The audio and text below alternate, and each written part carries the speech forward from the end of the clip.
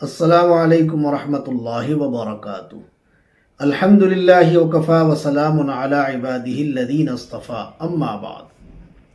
محترم دوستو، قرآن ہی کے متعلق چند باتیں عرض کروں گا۔ محترم دوستو، جب کسی انسان کو قرآن کریم سے محبت ہو جاتی ہے، قرآن کریم سے عشق ہو جاتا ہے، وہ عاشق قرآن بن جاتا ہے، تو پھر اس کا قرآن کریم پڑھنے سے کبھی دل نہیں بھرتا۔ اسے ایسی محبت ہو جاتی ہے کہ وہ اٹھتے بیٹھتے چلتے پھرتے قرآن کریم کو پڑھتا رہتا ہے، پھر دل نہیں بھرتا ہے۔ ہمارے علماء نے چند چیزیں ایسی لکھی ہیں جن سے انسان کا کبھی دل نہیں بھرتا ہے۔ پہلی چیز ہے آسمان۔ کبھی کسی کا آج تک آسمان کو دیکھتے دیکھتے دل نہیں بھرا ہے، اور دنیا میں کوئی آدمی بھی آپ کو ایسا نہیں ملے گا جو یوں کہے کہ بھئی میں یہ آسمان دیکھتے دیکھتے تھک گیا ہوں، اب دوسرا آسمان بناؤ۔ ایسا کوئی شخص نہیں ہے دنیا کے اندر۔ ہم روزانہ دیکھتے ہیں، ساری دنیا روزانہ دیکھتی ہے، لیکن آج تک کبھی کسی کا دل نہیں بھرا ہے آسمان کو دیکھتے دیکھتے۔ اسی طرح پانی ہے، پانی سے کبھی دل نہیں بھرتا۔ دنیا میں کوئی انسان ایسا نہیں جو یوں کہے کہ بھئی یہ پانی پی پی کر تھک گیا ہوں، دوسرا پانی لاؤ۔ روزانہ پیتے ہیں، اور نہ پیئیں گے تو مر جائیں گے۔ تو اللہ تعالیٰ نے اس کے اندر ایسا ذائقہ، ایسی لذت، ایسی صفت رکھی ہے کہ انسان روزانہ اس کو پیتا ہے اور اس کا کبھی دل نہیں بھرتا۔ اسی طرح آگ ہے، آگ سے کبھی دل نہیں بھرا۔ اسی طرح بیت اللہ شریف ہے، خانہ کعبہ ہے۔ دنیا میں کوئی انسان ایسا نہیں ہے مسلمان جس کا دل خانہ کعبے سے بھر گیا ہو۔ جو ایک مرتبہ وہاں چلا جاتا ہے تو بار بار جانے کی خواہش کرتا ہے۔ بلکہ بعض حضرات تو ایسے ہیں، دور دراز سے دنیا کے بعض ملکوں سے لوگ ایسے آئے ہوئے ملیں گے جو وہاں 24 گھنٹے وہاں خانہ کعبے میں وہاں رہ رہے ہیں اور اس کی زیارت کر رہے ہیں، اپنے ملکوں کو چھوڑ کر خانہ کعبے میں ہیں، مکہ شریف میں رہ رہی ہیں اور روزانہ خانہ کعبے کی زیارت کر رہی ہیں۔ تو یہ ساری چیزیں ایسی ہیں جس سے انسان کا کبھی دل نہیں بھرتا۔ اسی طرح اللہ کا کلام ہے، قرآن مجید ہے، اس سے بھی کبھی انسان کا کبھی دل نہیں بھرتا۔ میرے بھائیوں، اگر کوئی مسلمان دل کی ظلمتوں سے، گناہوں سے پاک ہو، اس کا دل صاف اور شفاف ہو، گناہوں کی ظلمتوں سے دور ہو، تو پھر میرے بھائیوں اس کا دل کبھی نہیں بھر سکتا۔ حضرت عثمان غنی رضی اللہ تعالی عنہ فرمایا کرتے تھے کہ جس شخص نے اپنے دل سے ظلمتوں کو دور کر لیا، اپنے دل کو گناہوں سے پاک و صاف کر لیا، اس انسان کا دل کبھی قرآن کریم پڑھنے سے نہیں بھر سکتا۔ یہ اللہ کا ایسا کلام ہے، جس کو بھی محبت ہو جاتی ہے، عشق ہو جاتا ہے، تو پھر اس کا دل کبھی نہیں بھرتا ہے۔ حضرت امام عاصم رحمت اللہ علیہ بہت بڑے قاری گزرے ہیں۔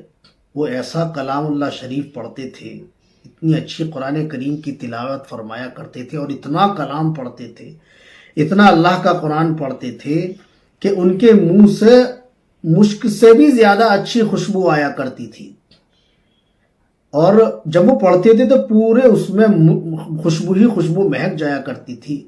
تو ایک شخص نے پوچھا کہ حضرت، آپ اپنے منہ میں کوئی خوشبو وغیرہ لگا کر آتے ہیں، کوئی چیز ایسی کھا کر آتے ہیں یا رکھتے ہیں کہ جس کی خوشبو پورے مجمع کو مہکا دیتی ہے، اور ایسی خوشبو تو ہم نے آج تک کبھی سونگھی ہی نہیں ہے، کون سی خوشبو ہے یہ؟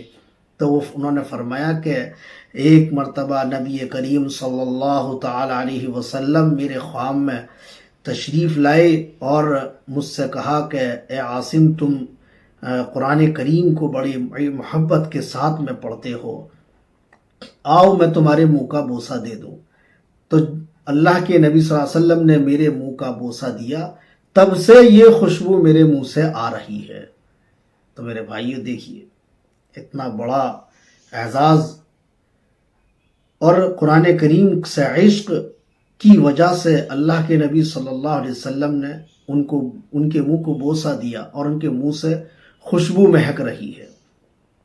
تو بڑے بڑے عاشق قرآن دنیا کے اندر گزرے ہیں۔ حضرت مولانا قاسم نانوتوی رحمۃ اللہ علیہ، بانی دارالعلوم دیوبند، جنہوں نے دارالعلوم دیوبند کی بنیاد رکھی،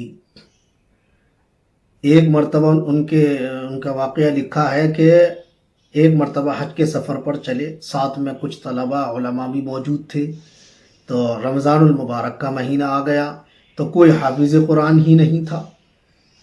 اب وہ کہنے لگے کہ بھئی کوئی حافظ قرآن ہے، تو سب نے منع کر دیا، جی مجمع میں تو کوئی بھی حافظ قرآن نہیں ہے پوری جماعت کے اندر۔ تو حضرت فرمانے لگے کہ بھئی رمضان المبارک کا اتنا مبارک مہینہ آ رہا ہے اور کوئی حافظ قرآن نہیں ہے، تو اچھا سا بھی نہیں لگے گا کہ بھئی الم ترا سے ہی تراویح پڑھائی جائے روزانہ کے روزانہ۔ تو حضرت نے کیا کام کیا، روزانہ ایک پارہ یاد کرنا شروع کر دیا، روزانہ ایک پارہ یاد کرتے اور رات کو تراویح کے اندر سنا دیا کرتے تھے۔ جب 30 روزے ہوئے تو حضرت کا قرآن بھی مکمل ہو گیا۔ تو ایسے ایسے پڑھنے والے قرآن کریم، اور اللہ نے کتنا بڑا کام لیا ہے، پوری دنیا کے اندر ان کے دارالعلوم دیوبند کا فیض پہنچ رہا ہے، پوری دنیا کے اندر۔ تو یہ لوگ ایسے عاشق قرآن تھے میرے بھائیوں، قرآن کریم سے عشق لگائیں، قرآن کریم سے محبت کریں۔ جب قرآن کریم پڑھا جاتا ہے نا تو برکتیں اترتی ہیں، رحمتوں کا نزول ہوتا ہے۔ وَإِذَا قُرِئَ الْقُرْآنُ فَاسْتَمِعُوا لَهُ وَأَنصِتُوا لَعَلَّكُمْ تُرْحَمُونَ۔ اللہ فرما رہے کہ جب قرآن کریم پڑھا جائے تو خاموش ہو جاؤ، خاموشی کے ساتھ میں اس کو سنو تاکہ تم پر رحمتیں برسائی جائیں۔ تو معلوم ہوا جب قرآن کریم پڑھا جاتا ہے تو اللہ کی رحمتوں کا نزول ہوتا ہے۔ حدیث پاک میں آتا ہے تبرک بالقرآن فإنہ کلام اللہ، قرآن کریم سے برکت حاصل کرو اس لیے کہ یہ اللہ رب العزت کا کلام ہے۔ تو میرے بھائیو، جب قرآن کریم پڑھا جاتا ہے تو اللہ کی برکتیں اترتی ہیں۔ تو ہم قرآن کریم سے محبت کریں، عاشق قرآن بن کر اپنی زندگی گزاریں۔ اللہ تبارک و تعالی ہمیں قرآن کی برکتوں سے مالا مال فرمائے۔ وآخر دعوانا ان الحمد للہ رب العالمین۔ السلام علیکم ورحمۃ اللہ وبرکاتہ۔